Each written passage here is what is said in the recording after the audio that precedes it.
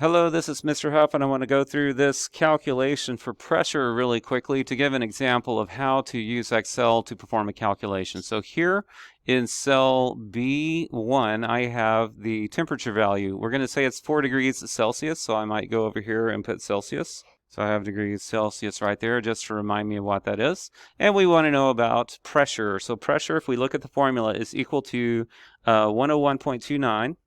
And then it's the absolute value of T plus 273.1, that's converting to Kelvin, divided by 288.08, and then we close the absolute value parenthesis there, and then we raise that to the 5.256 power. So what we're going to do is we're going to type equal, and we put in our first number, 101.29, and multiply. I like to make sure to use parentheses to force the order of operations.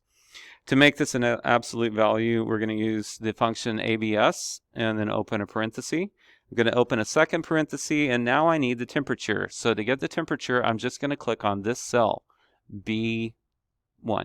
And that's the temperature. Right now it's 4 degrees. And we're going to add 273.1, close that parenthesis, and then we're going to divide by 288.08.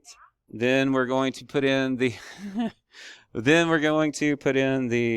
exponent 5.256, and if we check this, you'll see that we have, let's make sure the formula is right. So we're going to multiply, then we have an absolute value, we add two numbers together, we divide by a number, and then we raise that product by 5.265. So let's look at that. So it shows a pressure of 82. So that looks reasonable. Let's try 1 degree. And let's try 15.04. And do you see how that's really, really close to what we want? So anytime you put the numbers in here, you've got what you need. So that is a way to use the Excel to do a calculation for you. Thanks for listening. Have a good day.